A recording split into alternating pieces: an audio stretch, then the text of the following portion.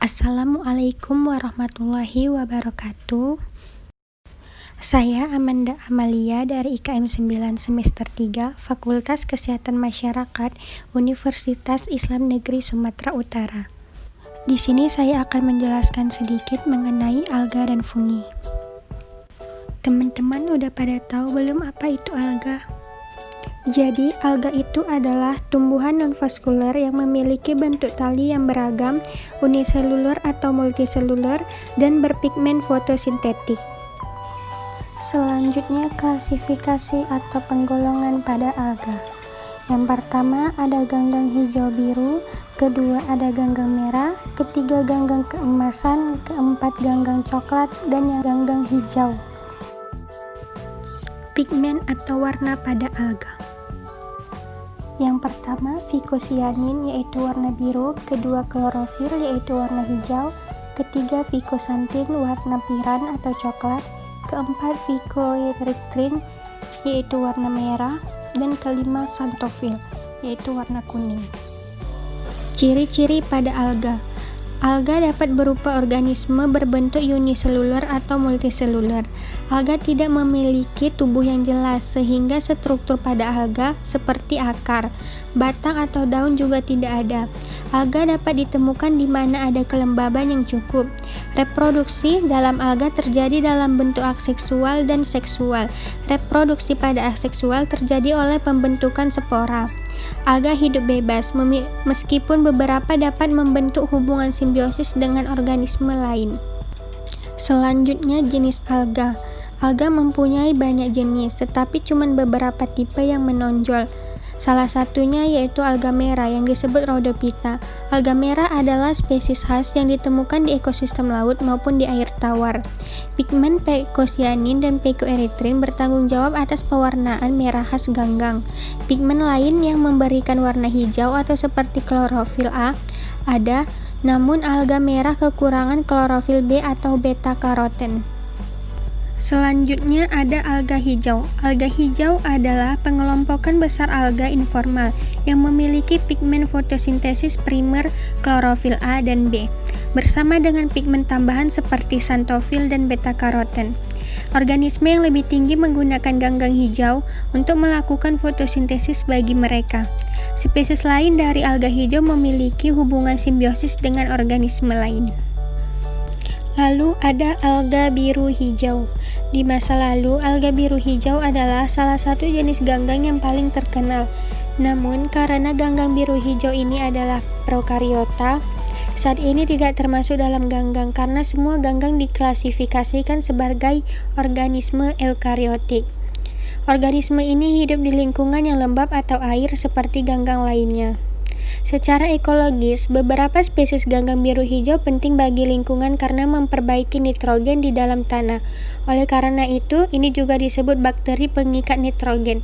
Namun, jenis ganggang biru hijau lainnya bisa beracun bagi manusia. Contoh alga. Ada notok, Fucus, diatom, dan Spirogyra. Contoh lain dari alga yang kurang terkenal ada Microcystis, lalu ada Duckweed, dan yang terakhir ada Pandorina. Biofuel pada alga. Perkembangan terbaru dalam sains dan teknologi telah memungkinkan alga digunakan sebagai sumber bahan bakar. Permintaan global untuk produk minyak bumi dan penurunan kesehatan lingkungan telah mendorong penggunaan alternatif ramah lingkungan seperti biofuel alga. Oleh karena itu, bahan bakar alga adalah alternatif yang semakin layak untuk bahan bakar fosil tradisional. Lalu ada reproduksi alga. Alga bereproduksi atau berkembang biak dengan dua cara, yaitu dengan cara kawin dan akan menghasilkan spora, dan secara tidak kawin dengan cara membelah diri. Selanjutnya, makanan alga. Alga memiliki pigmen fotosintesis. Fotosintesis yang dibantu oleh cahaya matahari untuk dapat memenuhi kebutuhan hidupnya. Namun, ada juga jenis alga yang memakan organisme lain untuk melangsungkan kehidupannya. Tidak hanya itu, ada juga jenis alga yang mampu melakukan kegiatan fotosintesis dan juga memakan organisme lainnya. Sekarang kita masuk pembahasan kedua, yaitu fungi. Apa itu fungi? Fungi atau yang sering dikenal sebagai jamur adalah sekelompok besar makhluk hidup eukariotik yang heterotrof atau tidak bisa menghasilkan makanannya sendiri. Fungi termasuk ke dalam organisme heterotrof absorptif, di mana fungi mendapat makanannya dari luar tubuh atau lingkungan lalu menyerap molekul nutrisi ke dalam sel-selnya. Ciri-ciri pada fungi. Fungi tidak memiliki klorofil, bersifat heterotrof. Hidup menjadi saprofit, parasit, dan simbiosis. Fungi memiliki sifat eukarion atau terdapat inti sejati. Fungi memiliki sel tunggal dan ada yang memiliki banyak sel. Fungi berkembang biak secara vegetatif dan generatif. Fungi tumbuh pada lingkungan yang memiliki zat asam. Dan yang terakhir, fungi memiliki dinding sel tubuh yang tersusun dari kitin. Struktur pada tubuh fungi bisa dilihat pada gambar yang tertera, yaitu ada tutup jamur, lamela, hifa, inti sel, septa, miselium, dan cincin. Kelompok jamur uniseluler memiliki ukuran tubuh yang berbeda-beda, berdiameter sekitar 1-5 mikrometer dan memiliki panjang 5-30 mikrometer. Sedangkan kelompok jamur banyak sel memiliki tubuh yang tersusun dari benang-benang yang disebut sebagai hifa. Selanjutnya, pertumbuhan pada fungi. Secara sistematis, perkembangbiakan fungi memiliki dua macam pertumbuhan, yaitu pertama, berkembang biak secara aseksual, memiliki fragmentasi hifa, memiliki pembentukan pada tunas, memiliki pembentukan pada spora aseksual, yaitu berupa spora ngiospora, conidiaspora, dan chlamydospora. Yang kedua, berkembang biak secara seksual, yaitu sogami, anisogami, ogami, gametangiogami, somatogami, dan spermatisasi. Klasifikasi fungi. Yang pertama ada divisi Zygamicota. Zygamicota yaitu jamur yang bentuk sporanya berdinding tebal, yang mempunyai ciri-ciri hifa tidak bersekat dan mempunyai beberapa inti. Dan terdapat rizoid. Kelompok jamur Zymicota ini memiliki karakteristik bisa berkembang biak secara seksual dan maupun aseksual. Yang kedua ada divisi Basidiomycota. Ciri jamur Basidiomycota ini memiliki basidium. Kelompok jamur ini juga dikenal karena tubuh buahnya tampak jelas di permukaan tanah atau substrat lainnya. Tubuh buahnya berbentuk macam-macam. Ada yang seperti payung, bola, atau papan. Contoh dari jamur ini yaitu jamur merang dengan tubuh buah berbentuk payung. Yang terakhir divisi Asomicota. Kelompok jamur yang berkembang biak dengan membentuk spora di dalam selnya atau kantung kecil yang disebut askus. Pembentukan askus inilah yang menjadi ciri Asomicota. Pada jamur ini dapat ditemui di permukaan roti, nasi, dan makanan yang sudah basi, yang warnanya merah, coklat, atau hijau. Yang ketiga ada divisi Deuteromycota.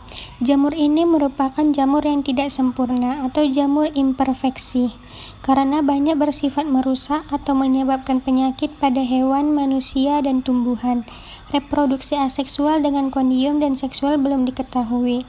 Bersifat parasit pada ternak dan ada yang hidup di saprofit pada sampah. Hifa bersekat dan tubuh berukuran mikroskopis. Selanjutnya peranan fungi dalam kehidupan. Pada intinya, jamur memiliki peranan yang cukup penting dalam kehidupan. Fungi bisa digunakan dalam bidang pertanian sebagai agen pemfiksasi nitrogen, sebagai antibiotik, dan sebagai vitamin obat, hingga sebagai sumber makanan dan agen pembantu dalam proses fermentasi. Beberapa jenis dari fungi ini ada yang merugikan dan juga ada yang merusak organisme lain. Namun banyak juga yang diantaranya yang menguntungkan manusia. Namun tidak semua jamur aman untuk dikonsumsi. Ada beberapa jenis jamur yang mengandung racun dan dapat membahayakan tubuh. Beberapa kemungkinan efek buruk jamur tersebut bila dikonsumsi dapat terjadinya keracunan. Mengonsumsi jamur liar seperti jamur amanitas dan jamur coklat dapat menyebabkan kematian. Kedua, dapat meningkatkan risiko berbagai penyakit. Jamur yang tumbuh di area industri kemungkinan besar mengandung arsenik yang sebaliknya dapat meningkatkan penyakit kanker dan dapat menimbulkan alergi. Spora yang dihasilkan oleh beberapa jamur dapat menyebabkan reaksi alergi ekstrim pada orang tertentu. Fungi tidak hanya dapat menimbulkan penyakit pada manusia saja, tetapi juga menimbulkan penyakit pada hewan, tumbuhan, dan parasit. Sekian, terima kasih penjelasan dari saya. Wassalamualaikum warahmatullahi wabarakatuh.